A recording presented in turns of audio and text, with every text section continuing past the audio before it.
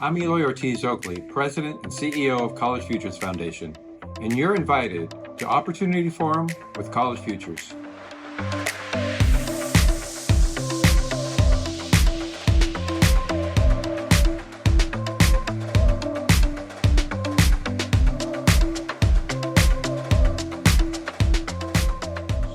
On today's episode, we're discussing all things career and technical education, what CTE is, and more importantly, what it is not. And what does CTE look like when equity is at the center? We'll also talk about what do these programs mean for learners, particularly in the current economy. Today, I'm joined by Peter Taylor. Peter is a respected CTE expert and a great CTE evangelist. He's also most recently the president at ECMC Foundation, and was also the former chief financial officer at the University of California. So thank you for being with us today, Peter. Thank you for having me. Great. So let's jump into this conversation. First, a little bit of framing. We just recently launched our new vision and mission statement, and post-secondary completion is at the focus, it's at the center of what we want to try to expand on as we think about our work as we move forward. While our mission was focused on bachelor degree attainment before, we're now opening up the lens and taking a harder look at the kinds of credentials and other post-secondary opportunities that help more Californians get the upward mobility that they deserve, particularly those Californians, those learners who have been underserved for years, if not decades, here in the state of California. So we're focused and excited to think about the opportunities like career technical education and what it means to upward mobility for Californians. So with that context, Peter, let me ask you this. How do you define career technical education? And what do you think people get wrong when they think about CTE? Sure. Well, thank you, Eloy. And again, I appreciate being with you today. In some ways, your last question is the most important one. What do people get wrong about CTE?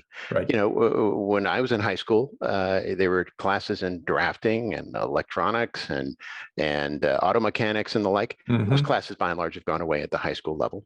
Right. But there's still this mentality that somehow, if you're pursuing careers in those various fields, well, you're not really doing college.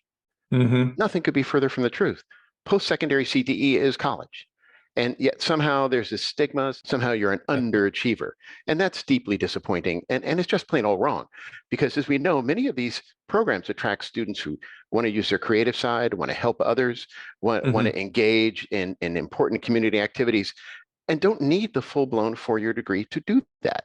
Yes, they need some kind of training education after high school, but they don't need the full-blown four-year degree with its time commitment, opportunity cost, and often debt accompanying it as well. And so part of what is frustrated me, I think, when I was with ECMC Foundation, coming out of a long career in the four-year space, is the attitude that somehow the young person who says, "Hey, I want to pursue that career in the skilled trades or the culinary arts or healthcare," and somehow they were pushed aside. Somehow they were told, "Oh no, you can't do that," when in fact there are great programs out there that lead to good paying jobs that pay a family sustaining wage, that give people, importantly, a stake in the success of the economy. But you also have a lot of CTE careers that have just blossomed in recent years. You think about cybersecurity, you think about IT systems, all of these careers now people can get into with just some level of post-secondary education, some certificate, some an associate's degree, perhaps. So there are a lot of jobs being created, and not to mention all the jobs that were created during the pandemic in the healthcare field. Yeah. So I think people miss out on that, and you and I both were and have been associated with the University of California. Do you think that part of the challenge here is the way that universities, particularly Research One universities, create a narrative around what higher education should be? Do you think we've allowed universities to define it more so than community colleges or other technical colleges? There's no question we've allowed the 4 years to define it that way. Mhm. And part of it is, look, policymakers, people in the media and the news, they all went to 4 year schools, and they kind Right. of, have this tendency to think, well, it worked for me, that's the right pathway for everybody, without kind of stopping and thinking what's really needed. It's certainly, I think, a certain amount of frustration, Eloy, in that, um, you have the important value of academic credentials, but Mhm. we haven't made it easy for a student who goes to LA Trade Tech for that great lineman program, or their carpentry program, which is excellent, or their electrician program, which is excellent, um, Mhm. and gets that credential, and then gets a job, and maybe in 2 or 3 years says, I want to be the subcontractor. Maybe one Right. day I want to be the general contractor. How do we allow that graduate of a CTE program who's got the first or second year, maybe an associate's degree, to come back in the future and Mhm. maybe do a few more years of college and get that 4 year degree in construction management? Right. We make it brutally difficult, to be perfectly honest, in this state to, well, it's hard enough to transfer, even when you're on that pathway and dedicated to do it. But that student who, after 3 or 4 years in the workforce, wants to come back and stack on top of the credentials they've already earned and the credits they've already earned, we just make it so hard for them. And it just, Mhm. it has frustrated me, again, as somebody who's been in and around higher ed for 40 plus years in California. There are times, sometimes, I think the system is designed to benefit the adults who work in the system, as opposed to Mhm. the students it's designed to serve. Right. And sometimes the processes and procedures we put in place get in the way, and that's certainly true for the CTE student. Well, it's certainly been my experience, having worked in community colleges, that because community colleges, and now I'm just talking specifically here in California, because other states really differentiate between their technical colleges and community Mhm. colleges. But here in California, our community colleges are dominated by traditional faculty, traditional administrators who've come through a traditional pathway of going to Mhm. graduate school at some, highly rejective Yeah, university, yeah, and then they transfer that culture to the community college. right. So even at the community college level, there's this struggle between traditional faculty and CTE faculty about what is the most important part of the mission. Is it economic mobility, upward mobility, or is it preparing them to transfer, preparing them to go on to a higher level?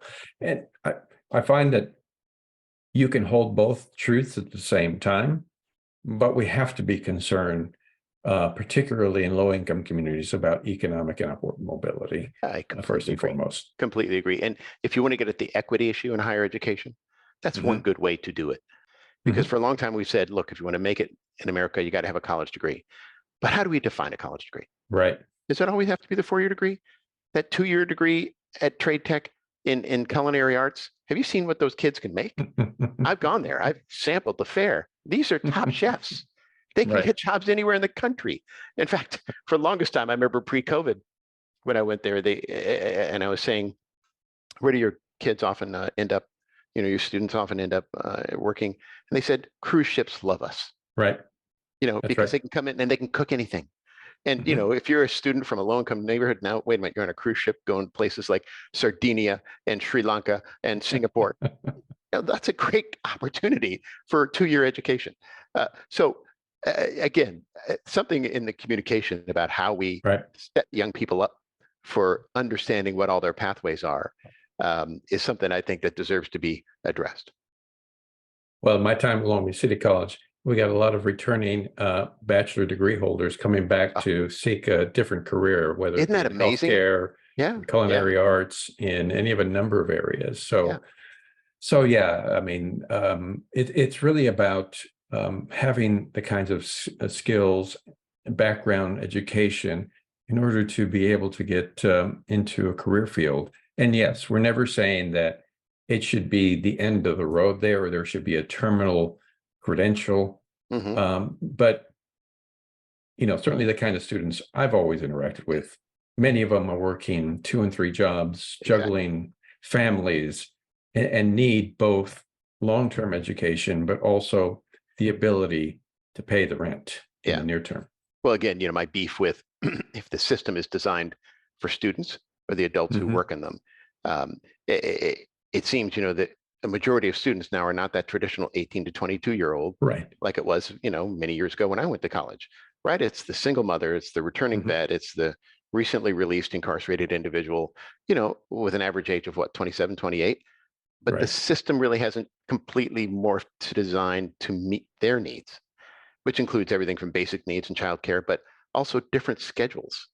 Right. One of the successful grants we gave at ECMC during the pandemic, we helped the community college system in Georgia Mhm. um, put their HVAC training into virtual reality.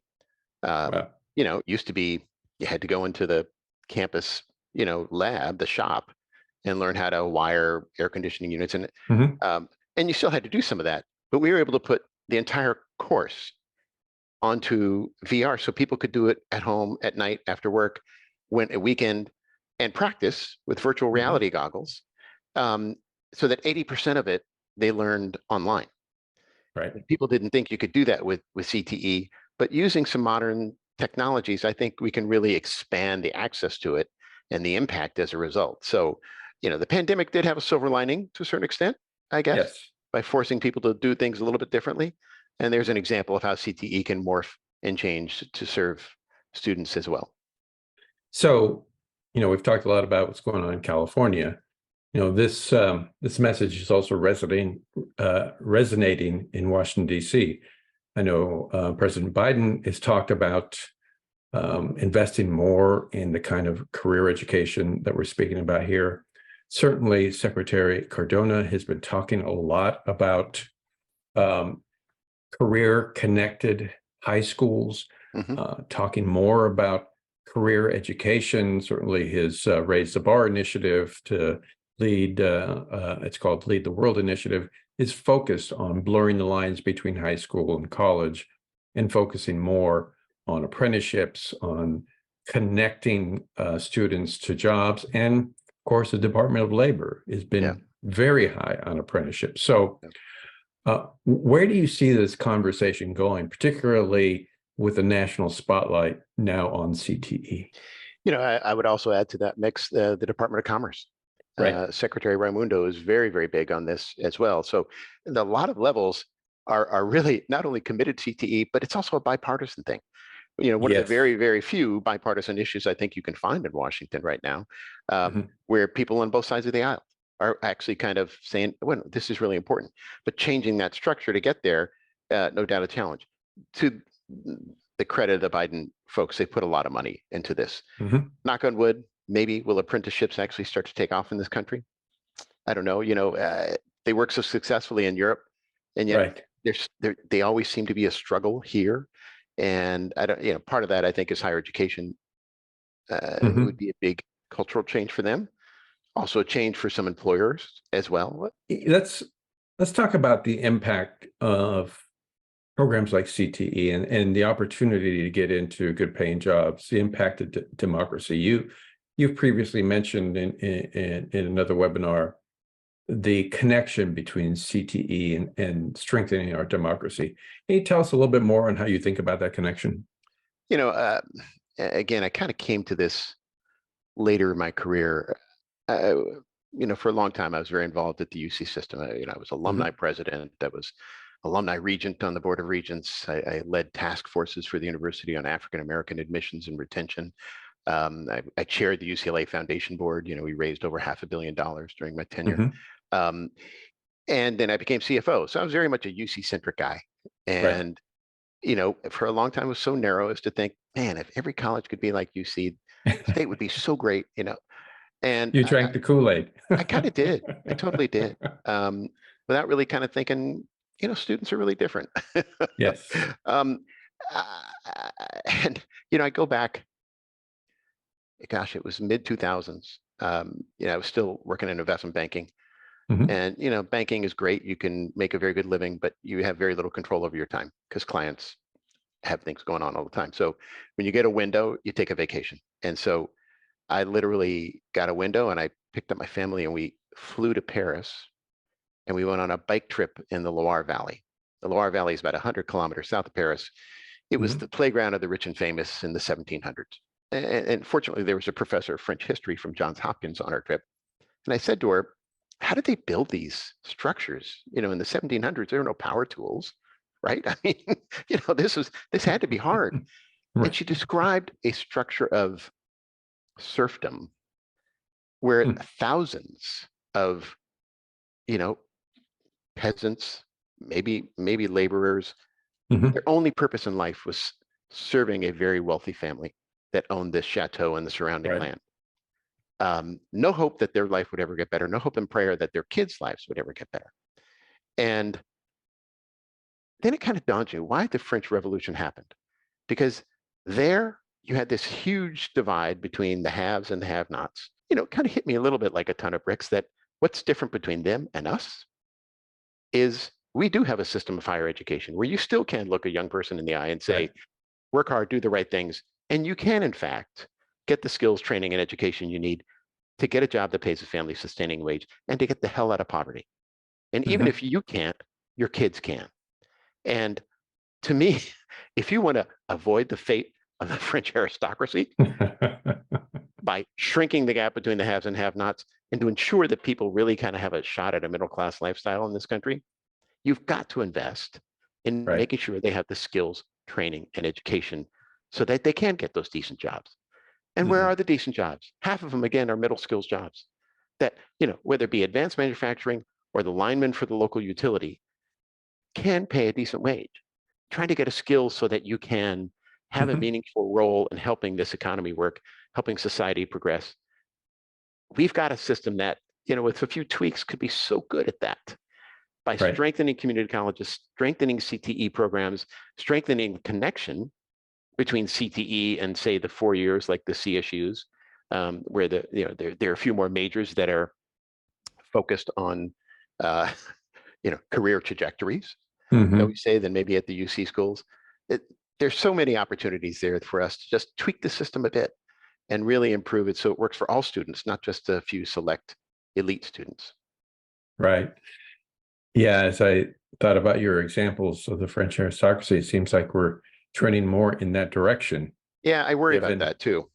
I think part of the challenge we have and the rise of populism in this country has been this feeling of a lack of opportunity that Yeah. many Americans are locked out, whether you're on the left or the extreme right on this Mhm. topic. There's just this feeling that you can no longer participate in what was considered the American dream, Right. that you're locked out. So I think the more that we can create opportunities, the better.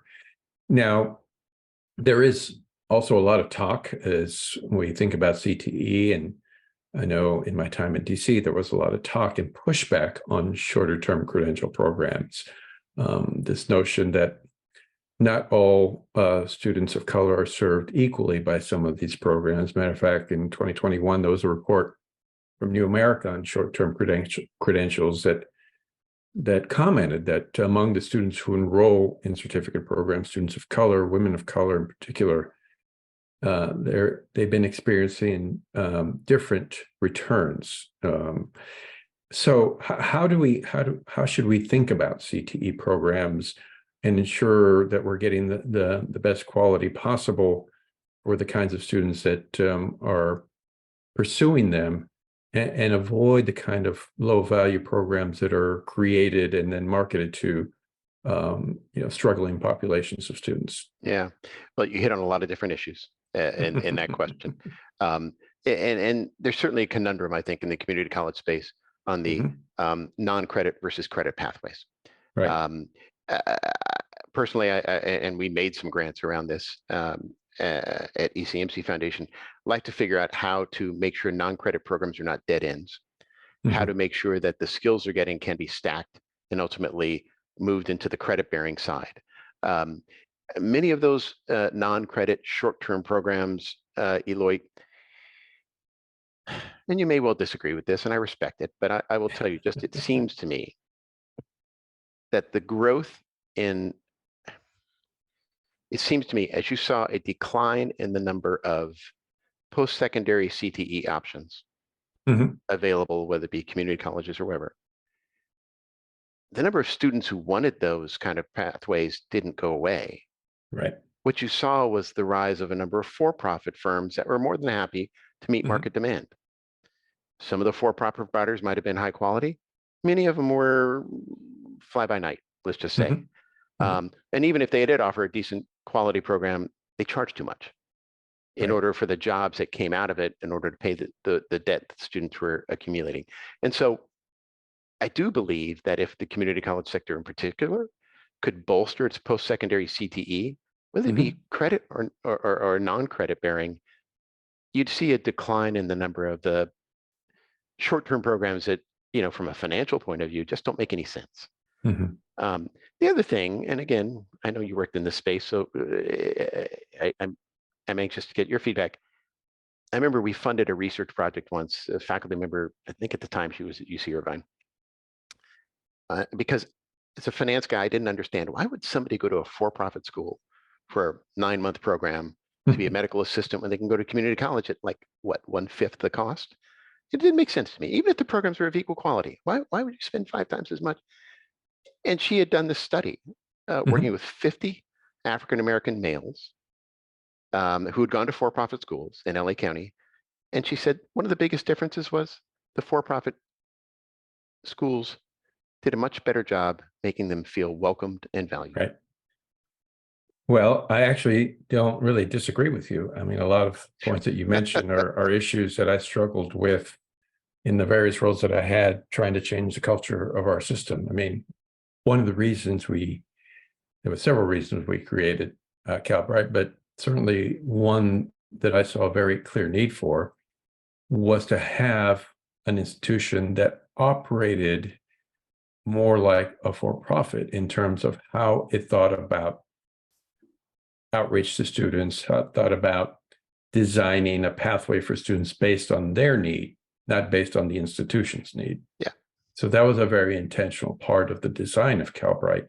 Mm. And it's a part of the design that I hope the Board of Governors maintains, because that is what for-profits deliver that community colleges have not, is customizing the experience to what you need it to be, not you need to change to meet my needs or my schedule, whether it fits in your life or not.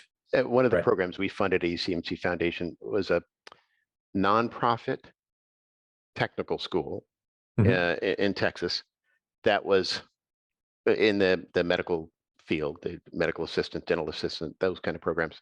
Um, and one of the attractions was they took in the design the best of the for-profit, as they said it, with the best of the community college. So Mhm. they struggled because their tuition, they didn't get state support, and their tuition was Right. low, but not high enough. But one of the things they did was target deliberately Mhm. right around January when somebody makes that, New Year's resolution. I'm going to go back to school. I'm Mhm. going to, be a nurse. I'm going to be right.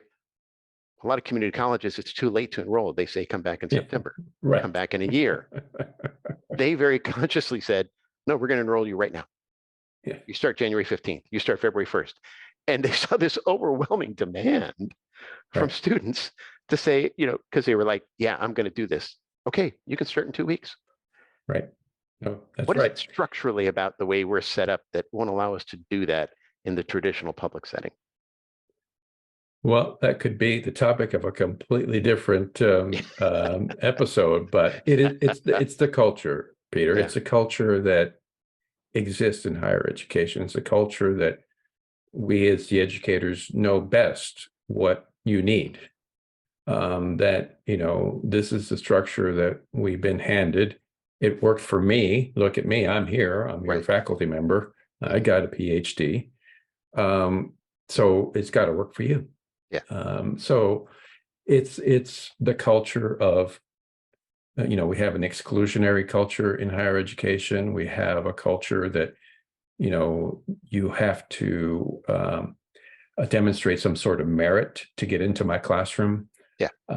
So, the pyramid is flipped. It comes from an exclusionary point of view rather than a democratizing point of view. Mhm. So that's what we need to change. And I think that highlights, one of the tenets of the new vision and mission for our foundation is to be student-centered and not just to be institution-centered, because if we can focus in on the needs of the students, then we're not continuing to pound our head against the wall and saying, well, we have to find a way to get you into that traditional institution. Yeah.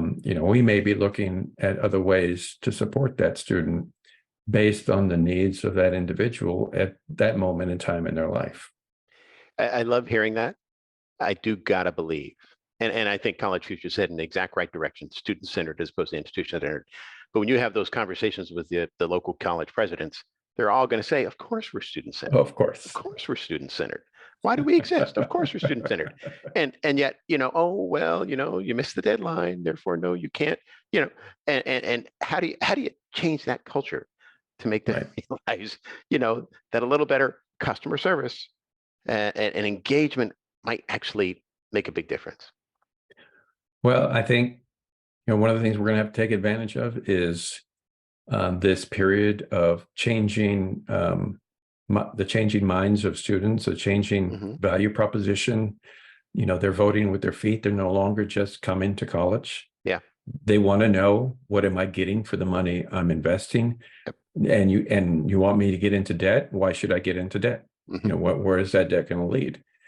Well, and you're certainly seeing it, not just in the Northeast and the Midwest, which a lot of people have predicted, starting to see it in California too. Right. The decline demographics, there are a number of CSUs that are not hitting enrollment targets.